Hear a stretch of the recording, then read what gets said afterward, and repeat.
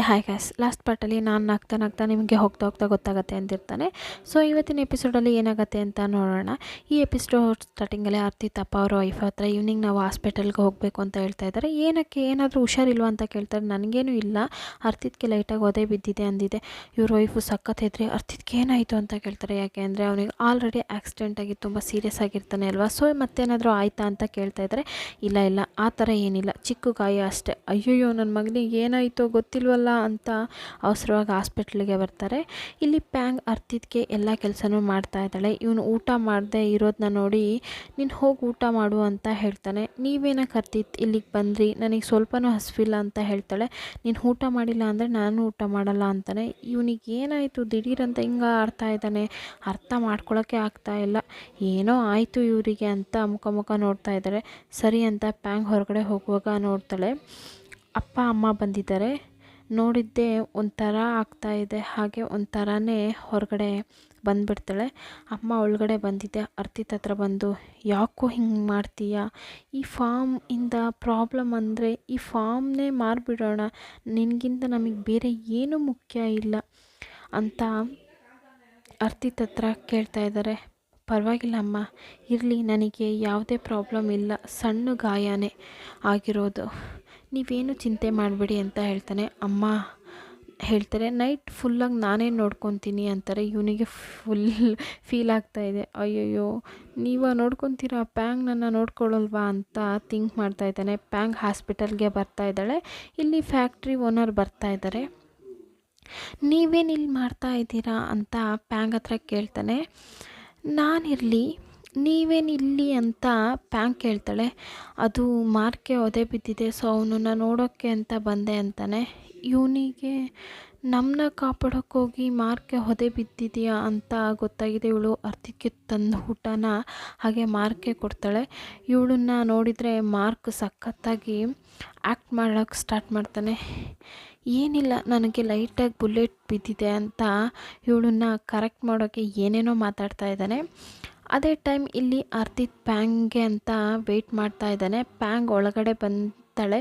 ಎಲ್ಲಿ ಊಟ, ಸಾಬ್ ಹೇಳ್ತಾ ನನಗೆ ಅಂತ ತುಂಬ ಹೆಲ್ತಿ ಫುಡ್ನ ಕೊಟ್ಟಿದ್ದೀನಿ ಅಂತ ಕೇಳ್ತಾನೆ. ಪ್ಯಾಂಗ್ ಹೇಳ್ತಾಳೆ, ಅದು ನಾನು ಇನ್ನೊಬ್ರಿಗೆ ಕೊಟ್ಟೆ ಅಂತಾಳೆ. ಹೌದಾ, ಅವ್ರು ಯಾರು ಅಂತ ಅರ್ತಿತ್ ಕೇಳ್ತಾನೆ. ಅದು ಮಾರ್ಕ್ ಅಂತಾಳೆ. ಇದನ್ನ ಕೇಳಿದೆ ಅರ್ತಿತ್ಗೆ ಸಖತ್ ಸಿಟ್ಟು ಬರುತ್ತೆ. ಯಾಕೆ, ಮಾರ್ಕ್ ಏನಕ್ಕೆ ಇಲ್ಲಿಗೆ ಬಂದ ಅಂತ ಕೇಳ್ತಾನೆ. ಇಲ್ಲ, ಮಾರ್ಕು ಒದೆ ಬಿದ್ದಿದೆ, ಅವರು ಹಾಸ್ಪಿಟಲಲ್ಲೇ ಇದ್ದಾರೆ ಅಂದಿದೆ.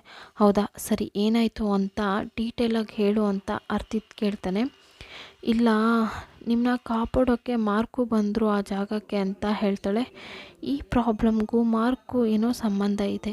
ಮೇ ಬಿ ಮಾರ್ಕೆ ನನ್ನ ಶೂಟ್ ಮಾಡಿರ್ತಾನ ಅಂತ ಮಾರ್ಕ್ ಮೇಲೆ ಡೌಟ್ ಪಡ್ತಾ ಇದ್ದಾನೆ.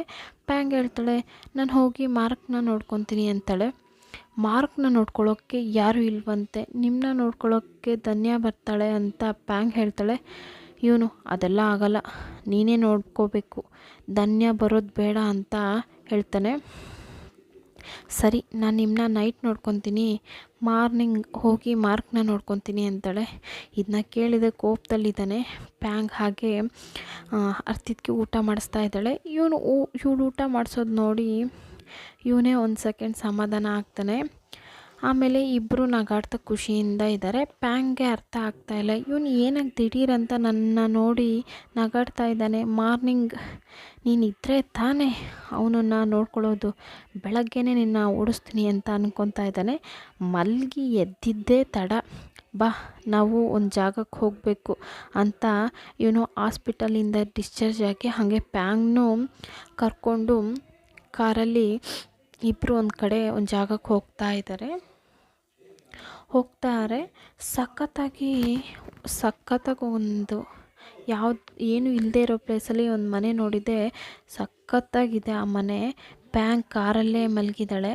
ಅರ್ತಿತ್ ಪ್ಯಾಂಗ್ ಎದ್ದೋ ಮನೆ ಬಂತು ಅಂತ ಎಬ್ಬಿಸ್ತಾನೆ. ಅರ್ತಿತ್ ಕಷ್ಟಪಟ್ಟು ಇಲ್ಲಿವರೆಗೂ ಕಾರ್ನ ಓಡಿಸ್ಕೊಂಡು ಬಂದಿರ್ತಾನೆ. ಯಾಕೆ ಅಂದರೆ ಇವನಿಗೆ ಕೈಗೆ ಒದೆ ಬಿದ್ದಿದೆ ಅಲ್ವಾ.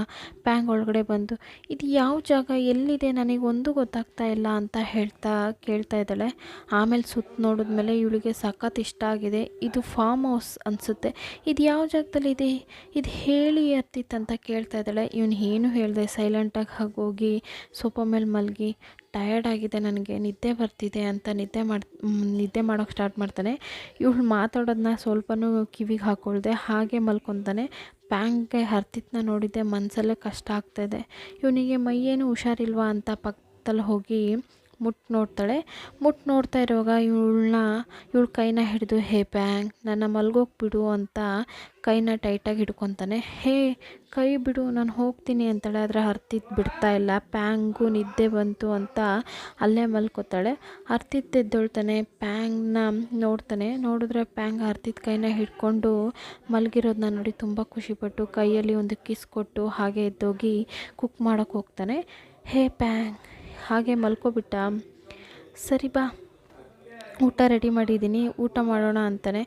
ನೀವು ಮೊದಲು ಹೇಳಿ, ಏನಕ್ಕೆ ನನ್ನನ್ನು ಇಲ್ಲಿ ಕರ್ಕೊಂಡು ಬಂದಿದ್ದೀರಾ ಹೇಳಿ, ಆಮೇಲೆ ನಾನು ಊಟ ಮಾಡ್ತೀನಿ ಅಂತ ಹೇಳ್ತಾಳೆ. ನೀನು ಊಟ ಮಾಡು ಫಸ್ಟು, ನಾನು ಆಮೇಲೆ ಹೇಳ್ತೀನಿ ಎಂದು ಊಟನ ಇವಳು ನೋಡ್ತಾಳೆ. ನೋಡಿದ್ರೆ ಇಂಪ್ರೆಸ್ ಆಗಿದೆ. ಇವನೇನು ಯಾವಾಗಿಗಿಂತ ವ್ಯತ್ಯಾಸವಾಗಿ ನೋಡ್ಕೊತಾ ಇದ್ದಾನೆ ಅಂತ ಪ್ಯಾಂಗ್ ಥಿಂಕ್ ಮಾಡ್ತಾ ಇದ್ದಾಳೆ. ಹರ್ತಿತ್, ನನಗೊಂದು ಡೌಟು, ನೀವು ನನ್ನ ಕ್ಷಮಿಸಿದ್ರಿ ಅಂತ ಅಂದ್ಕೊತೀನಿ, ಆದರೆ ನೀವು ನಡ್ಕೊತಾ ಇರೋದು ನೋಡಿ ನನಗೆ ಸಖತ್ ಭಯ ಆಗ್ತಾಯಿದೆ. ನೀವೇನಕ್ಕೆ ವ್ಯತ್ಯಾಸವಾಗಿ ನಡ್ಕೊತಾ ಇದ್ದೀರಾ ಅಂತ ಕೇಳ್ತಾಳೆ. ಯಾಕೆ, ನಾನು ನಿನ್ನ ಮೇಲೆ ಕಾಳಜಿಯಿಂದ ಇರೋದು ಇಷ್ಟ ಆಗ್ತಿಲ್ವಾ ಅಂದಾಗ, ಚೀಚಿ ಹಾಗಲ್ಲ, ನೀವು ಈ ಥರ ನಡ್ಕೊತಾ ಇರೋದು ಭಯ ಆಗ್ತಾಯಿದೆ ಅಂತ ಹೇಳ್ತಾಳೆ. ಇವನು ನಿನಗೆ ಇಷ್ಟ ಆಗಲ್ವಾ ಅಂತ ಹರ್ತಿತ್ ಕೇಳ್ತಾನೆ. ಆ ಥರ ಎಲ್ಲ ನಾನು ಯೋಚನೆನೇ ಮಾಡಿಲ್ಲ ಅಂತ ಇವಳು ಹೇಳ್ತಾಳೆ. ಹಾಗಾದರೆ ನಾನು ನಿನಗೆ ತುಂಬ ಇಷ್ಟ ಆಗ್ತೀನಾ ಅಂತ ಕೇಳ್ತಾನೆ. ಅವನು ಫಸ್ಟ್ ಕೇಳಿದ ಕ್ವಶನ್ಗೂ ಇವಳು ಅಷ್ಟೊಂದು ಶಾಕ್ ಆಗಿಲ್ಲ. ಈ ಕ್ವಶನ್ಗೆ ಸಖತ್ ಶಾಕ್ ಆಗ್ತಾಳೆ. ಸರಿ ಫಸ್ಟ್ ಊಟ ಮಾಡು ಅಂದು ನಗ್ತಾ ಇದ್ದಾನೆ. ಅಲ್ಲಿ ಡ್ರೆಸ್ ಇದೆ, ಊಟ ಮಾಡಿ ಚೇಂಜ್ ಮಾಡ್ಕೊ ಅಂತಾನೆ. ಇವಳು ಅನ್ಕೊತಾಳೆ, ಪಕ್ಕಾ ಪ್ಲಾನಿಂದನೇ ಬಂದಿದ್ದಾನೆ ಅನಿಸುತ್ತೆ. ಇವನು ಅರ್ತಿತ್ ಅಂತ ಕೂಗ್ತಾ ಹಾಗೆ ಅರ್ತಿತ್ ಹಿಂದೆ ಹೋಗ್ತಾ ಇದ್ದಾಳೆ. ಆದರೆ ಹರ್ತಿತ್ ಏನೂ ರೆಸ್ಪಾನ್ಸ್ ಮಾಡದೆ ಹಾಗೆ ಹೋಗ್ತಾನೆ. ಹೋಗಿ ಟೆರೆಸಲ್ಲಿ ನಿಲ್ತಾನೆ. ಒಂದು ನಿಮಿಷ ನಿಲ್ಲಿ, ಏನಕ್ಕೆ ನನ್ನ ಇಲ್ಲಿ ಕರ್ಕೊಂಡು ಬಂದಿದ್ದೀರಾ, ಈ ಜಾಗ ಏನು ಅಂತ ಕೇಳ್ತಾ ಇದ್ದಾಳೆ. ಮನೆಗೆ ಕರ್ಕೊಂಡು ಹೋಗದೆ ಇಲ್ಲೇನೆ ಕರ್ಕೊಂಡು ಬಂದಿದ್ದೀರಾ ಅಂತ ಕೇಳ್ತಾಳೆ. ಹರ್ತಿತ್ ಹೇಳ್ತಾನೆ, ತುಂಬ ಕಾರಣ ಇದೆ, ಯಾವ ಕಾರಣ ಹೇಳಿ ಅಂತ ಹೇಳ್ತಾನೆ. ಸೊ ಇವತ್ತಿನ ಎಪಿಸೋಡ್ ಇಲ್ಲಿಗೆ ಮುಗಿಯುತ್ತೆ. ಇಷ್ಟ ಆದರೆ ಲೈಕ್ ಮಾಡಿ, ಕಮೆಂಟ್ ಮಾಡಿ, ಹಾಗೆ ಮರೀದೆ ಸಬ್ಸ್ಕ್ರೈಬ್ ಮಾಡಿ.